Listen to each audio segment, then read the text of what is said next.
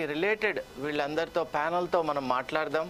అసలు ఏ ఫ్రేమ్వర్క్లో ఇవన్నీ జరిగాయి, పూర్వాపరాలు ఏంటి అనేటువంటి విషయాల్ని మనం తెలుసుకునేటువంటి ప్రయత్నం చేద్దాం. థ్యాంక్ యూ సుధాకర్ శర్మ గారు. ప్రస్తుతం ఒకసారి మనం ఉప్పల బాలరాజు గారు రిటైర్డ్ తహసీల్దార్ దగ్గరికి వెళ్దాం. సార్, ఇప్పుడు ప్రస్తుతం ఏదైతే ఉన్నదో మనం ఏదైతే చూస్తున్నామో భూదాన్ చట్టం సంబంధించింది. అసలు భూదాన్ చట్టం ఏం చెప్తుంది? క్రయ విక్రయాలు జరగొచ్చా? అంటే క్రయ విక్రయాలు జరగాలంటే దానికి ఆ నేపథ్యం ఏంటి? ప్రభుత్వం ఒకవేళ కనుక అందులో ఏదైనా కార్యక్రమాలు చేపట్టాలని మాత్రం దానికి ఒక పద్ధతి ఉన్నది, ఆ పద్ధతి ప్రకారమే వెళ్ళవలసి ఉంటుంది. కానీ ఈరోజు ఒక ప్రైవేట్ ఆఫీసర్స్, అది కూడా ఉన్నతాధికారులు అండి, అది IPS IAS officer, they knows very well about the law, what the rules, what the regulations, what the acts saying, everywhere, everything they knows it, from corner to everything they knows it. So how they have dared to take this land on their hands and they have transferred it and they have manipulated it, they got some passbooks also. What do you, in this regard, what do you say, sir? Ananda Chikudana, namaste. Prabhakar, namaste. నమస్తే.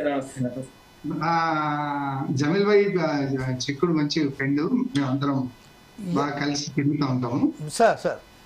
ఈ విషయం ఆయన కూడా మంచి అద్భుతమైన social activist, హక్కుల కార్యకర్త. మిగతా వాళ్ళ గురించి నాకు అని తెలియదు. మిగతా వాళ్ళ ప్యానల్ అందరికి కూడా నమస్తే.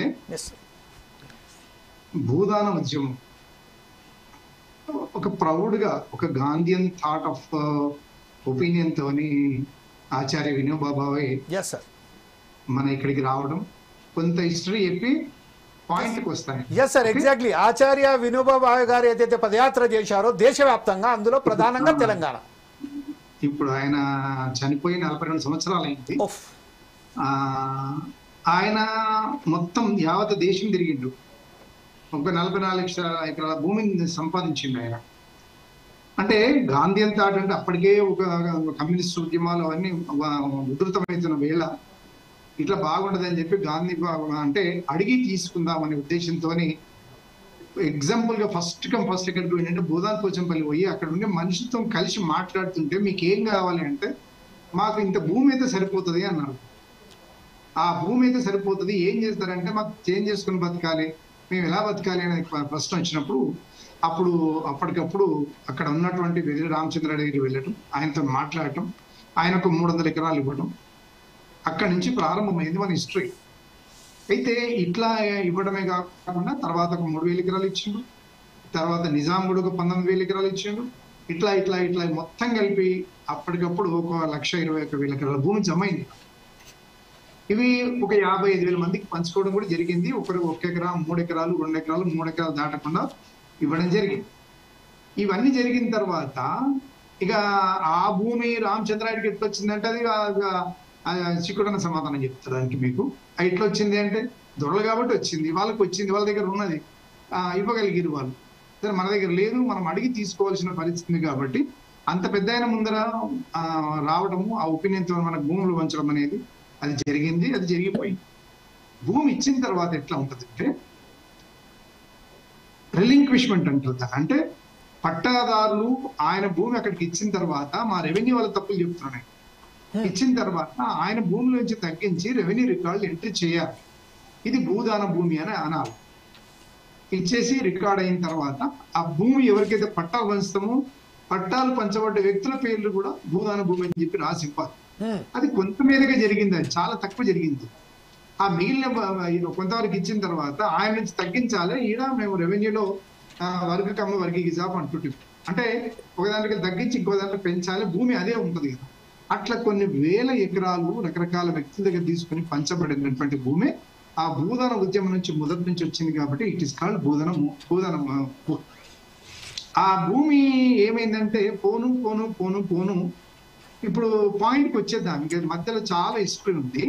ఇక రంగారెడ్డి జిల్లాకి వచ్చేటప్పటికి ఇదంతా గోల్డ్ మైన్ కదా జమీల్ భాయ్. 9,000 ఎకరాలు మిగిలిపోయి 9,000 ఎకరాలకు కూడా స్పష్టంగా రికార్డ్ ఎవిడెన్స్ అనేది ఏం లేదు. అందులో ఉన్నది కానీ అయినా కూడా రికార్డు కాబడని భూమికి 9,000 ఎకరాలు అట్లా ఉండిపోయి.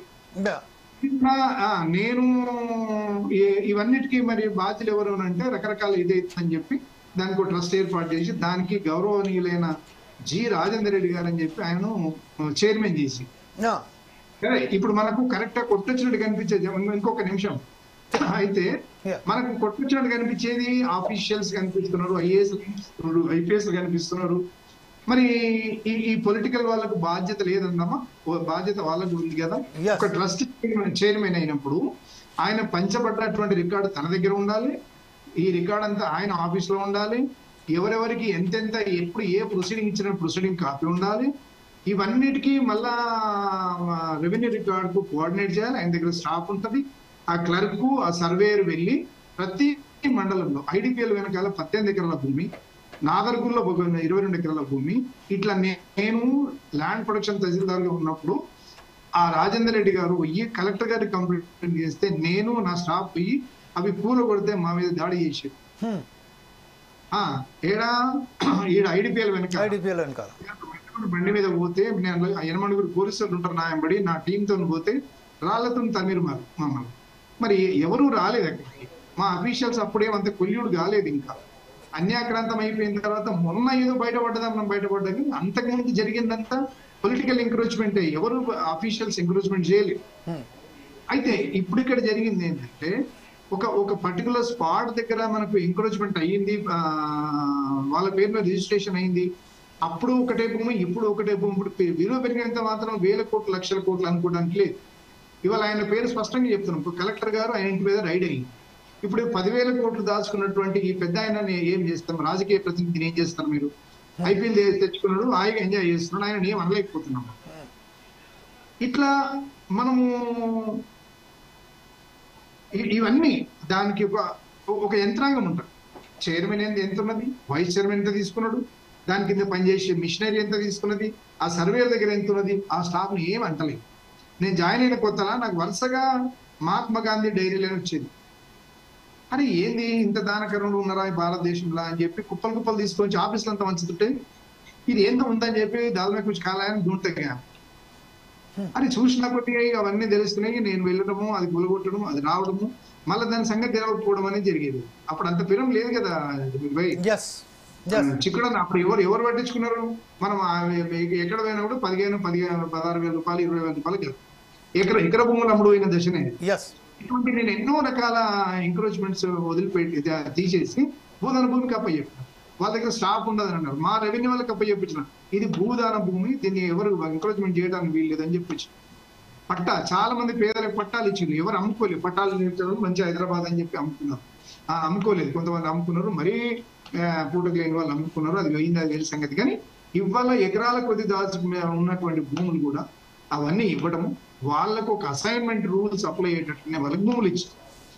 అమ్మొద్దు, కొనొద్దు, ఆన్ పార్ అయితే అసైన్మెంట్ రూల్స్ వాళ్ళకి వర్తిస్తాయి. ఇవి వర్తించే క్రమంలో ఏమైంది, కొన్ని మిగిలిపోయినప్పుడు ఆ మిగిలిపోయినవి రికార్డెడ్ ఉన్నాయి, కానీ ఇవి బయటకు ఎక్స్పోజ్ కానటువంటి ల్యాండ్స్ కూడా కొన్ని ఉన్నాయి గవర్నమెంట్ లో. అది భూదాన్ ఏకన్ బోర్డుకే తెలుస్తుంది. అయితే వాళ్ళ దగ్గర ఉన్న రికార్డు వీళ్ళ దగ్గర పెట్టుకొని ఏది మన LRUP అప్పుడు నిషేధిత జాబితా కింద ఈ భూములన్నింటి పెట్టి ఆ నిషేధిత భూమి మీద ఉండే హక్కు కేవలం జిల్లా కలెక్టర్లకే ఉన్నది. ఆ జిల్లా కలెక్టర్లకి చేస్తున్న క్రమంలో వాళ్ళ మీద ఒత్తిడి మీద గతనప్పుడు ఆయనేమో యాక్చువల్ డీజిల్ ఎంకరేజ్మెంట్ చేసిన ఆయన హాయిగా గవర్నమెంట్ నుంచి ఆర్డర్ తెచ్చుకున్నాడు. ఏం తెచ్చుకున్నట్టు ఇంకా ఫర్దర్ కంటిన్యూ అయ్యామని చెప్పి ఆయన వినోబాబాయ్ చెల్లె వీణా బాబాయ్ అనే ఆమె దగ్గర పోయి ఆమె ప్రొసీడింగ్ ఇచ్చింది. నన్ను మేనేజ్మెంట్ చేయమన్నారంటే ఇక్కడ ఫ్రాడ్ ఉందని చెప్పి కోర్టు డైరెక్షన్ తీసుకొని వచ్చి కోర్టు ఆయన ఓడిపోయిన తర్వాత all the lands were handed over to the principal secretary revenue department. Principal secretary అంటే ఎవరు? ఇంటర్న్ CCLAకి వస్తుంది. CCLA కలెక్టర్ గారికి అప్పచెప్తుంది. అప్పుడు అవన్నీ మా హ్యాండ్ ఓవర్ లేదు. పోనీ అప్పుడైనా రెవెన్యూ వాళ్ళు మా రెవెన్యూ వాళ్ళు అవన్నిటినీ రెవెన్యూ రికార్డులో బాణీలలో భూదాన భూమి విస్తీర్ణము అని చెప్పి తీసుకున్నారు. అది లేదు. పోనీ మాకు జమాబందీ ఉండేది కదా గతంలో. జమాబందీ ఉన్నప్పుడు భూదాన భూమి, ఊరికి సంబంధించిన భూదాన భూమి, ఊరికి సంబంధించిన అన్ని రకాల భూములు లెక్క ఉంటాయి. లెక్కల పత్రం లేదు, అడ్డగోలు జమాబందీ ప్రతి తీసుకొని పోయి LRUP కింద నిషేధిత జాబితాలో పెట్టేసి ఆ పెట్టిన భూములన్నింటినీ ఇప్పుడు ఏమైందంటే ఆ నిషేధిత భూముల మీద కేవలం బయోమెట్రిక్ అథారిటీ కేవలం కలెక్టర్ గారే కాబట్టి అది మనమే పెట్టినాం కదా, మనమే ఇవ్వచ్చని రకరకాల అలాట్మెంట్ చేసుకున్నారు. తదనంతరం అనేది మిగతాది కోర్టులో ఏమైంది, ఎవరేం చేశారు అనేది ప్రభాకరన్నకు వదిలేస్తారు. అయితే మిత్రులన్నా, మనము ఒక బాధ్యతాయుతమైన పదవి కలెక్టర్లు కానీ DGPలు కానీ అవి కానీ కానీ వాళ్ళకంటే ఇవి చిన్న వార్డు మెంబర్ కూడా వస్తే భయపడే ఈ అఫీషియల్స్ ఈ పెద్ద ఆయన చేస్తే ఏ చర్య తీసుకోకుండా మనం ఎట్లా సమర్థిద్దాం? నేనేమంటున్నా, అంటే ఒకరిని బ్లేమ్ చేయడం అనేది చాలా ఈజీ. మనం ఒక ఏళ్ళు పెట్టి చూపిస్తున్నాడు, మిగతా 3 ఏళ్ళు మనకు చూపిస్తే అనేది అది చెప్పుకోవాల్సిన అవసరం లేదు. ఎవరి మనం ఇలా బాధ జనాలకు చెప్తున్నాం. మనం జనం ద్వారా ఎన్నుకోబడ్డబడి ప్రజాప్రతినిధులు చేసిన మిస్టేక్ ను ఇవాళ ఎవరో ఏమంటలేదు. 9,000 ఎకరాలు రంగారెడ్డి జిల్లా 9,000 ఎకరాలు అంటే వాళ్ళు ఎంత సగం దరిద్రం పోతుంది. మా దగ్గర ఉన్న బడ్జెట్ అంతా ఇప్పుడు గవర్నమెంట్ మొత్తం పైసలు లేవని, ఇవి అవే కనుక నిజంగానే అమ్మితే ఎన్ని పైసలు వస్తాయి వాళ్ళు? అంటే ఇటువంటి మిస్టేక్స్, ఇటువంటి గ్రాస్ మిస్టేక్స్ ఉండి తర్వాత చట్టము అవన్నీ భూదానం యాక్ట్ 1965 51 జరిగింది, ఆయననే వచ్చింది. ఆ చరిత్ర అంతా మనం రెగ్యులర్ గా చర్చించిన దానికంటే ప్రధానంగా మీరు ఫోకస్ చేయాల్సింది ఏంటంటే కంచే చేని మేస్తే అంటే వాస్తవానికి ఉన్న అత్యున్నత అధికారులు చేయవలసిన మిస్టేక్ కాదు. ఒక చిన్న క్లర్క్ ఉంటే ఎంబడి ఏసీ కొలితే పట్టబడుతుడు, పెద్దలు ఏమనలేకపోతుంది. ఐఏఎస్ ఐఎఫ్ఎస్ సివిల్ సర్వెంట్స్ అంటే భారతదేశానికి ఒక కళ్ళ లాంటి వాళ్ళు.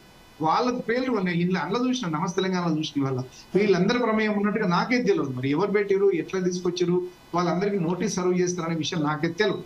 అది ఎట్ ద సేమ్ టైం పెద్దవాళ్ళు ఇప్పుడు అంటే మన పైన ఇప్పుడు 4 స్తంభాలు కదా, లెజిస్లేటివ్, ఎగ్జిక్యూటివ్స్, జ్యుడిషియరీ, తర్వాత మీరు ఎవరు మీ పేపర్, దట్ ఈస్ మీడియా. అయితే ఈ ఫస్ట్ పొజిషన్ లో ఉన్న వాళ్ళని మిస్టేక్ చేసిన తర్వాత వాళ్ళని ఏమనకుండా వాళ్ళని వెనక పెట్టుకొని ఇప్పుడు ఒక కలెక్టర్ మీద ఈడీ రెడీ, ఆయన ప్రోద్బలం చేసిన వాళ్ళు, ఆయన మెడ మీద కత్తి పెట్టి పని చేయించుకున్న వాళ్ళని మనం ఏం అనలేకపోతున్నాం. ఎందుకనద్దు మన చర్చలో భాగం ఎందుకు గారు మనం చర్చలు వాళ్ళని కూడా భాగం చేయాలి. వాళ్ళని భాగం చేసి ఎవరైతే నిజంగా custodian of the lands trust of the Bhoodan trust board యజమానిని గతంలో వెళ్ళిపోయిందంటే ఇంకేమనద్దా? మనం పాయింట్అవుట్ చేయాలి కదా వాళ్ళు. మరొకసారి మీ వద్దకు వస్తాను సార్, దీనికి సంబంధించిన పూర్తి వివరాల గురించి. చివరగా ఇప్పుడు మనము ఒక చర్చ చేస్తున్నప్పుడు జనం వింటూనే ఉన్నారు. మనము అంటే ఈ ఒక వ్యక్తి సరే ఒక సబ్ ఇన్స్పెక్టర్, ఒక రెవెన్యూ ఇన్స్పెక్టర్ మనకు కనబడతాడు, మనం కూడా రుక్కులాడతాడు, మనం మన యొక్క పాయింట్అవుట్ చేయగలము. నిజంగా తప్పు చేసిన వాళ్ళని కూడా ప్రశ్నించే ప్రయత్నం చేద్దాము. ఈ తప్పు ఎవరు చేసిరు, ఎవరి వల్ల జరిగింది, కేవలం ఆ భూములు ఏవి మనకు కనబడే మహేశ్వరం కావచ్చు, లేకపోతే ఏ ఊరైనా కావచ్చు, ఆ ఊర్లో జరిగిన మిస్టేక్ మనకు కొట్టొచ్చిన కనపడుతుంది. అందరము బాధ్యులము, అందరము ప్రశ్నిద్దాం. Thank you. Dhanyavar. Right. Then definitely, sir, I will come back to you again because just I need your presence in my debate. At the same time, just I will move to the Chikut Prabhakar. అదే విధంగా ఇప్పుడు కాశెట్టి కుమార్ గారు కూడా మనతో join అయిపోయారు zooming లో. ఒకసారి చిక్కుడు ప్రభాకర్ గారి దగ్గరికి వెళ్దాం. చిక్కుడు ప్రభాకర్ గారు ఇప్పుడు చాలా స్పష్టంగా మనకు సంబంధించిన మన మిత్రులైన ఉప్పల బాలరాజు గారు చాలా క్లియర్గా ఎవ్రీథింగ్ చెప్పారు. భూదాన్పల్లి అనే ఒక విలేజే మనకు వచ్చేసింది. అయినప్పటికీ ఈరోజు ఏదైతే భూదాన్పల్లికి సంబంధించిన లక్షలాది ఎకరాల భూములు తీసుకున్నామో ఆ లక్షలాది ఎకరాల భూములలో మనం చూసుకుంటే మళ్ళొకసారి అదే రెడ్లు వచ్చేసారు, అదే రావులు వచ్చేసారు. ఈరోజు అన్యక్రాంతం అయిపోయినాయి. కాకపోతే ఇప్పుడు రాజకీయ నాయకుల ప్రోద్బలంతోనే ఈ భూమిని మొత్తం మళ్ళీ ఒకసారి వాళ్ళ చేతిలోకి పోయాయి, మళ్ళీ అన్యక్రాంతం అయిపోయాయి. ఎవరికైతే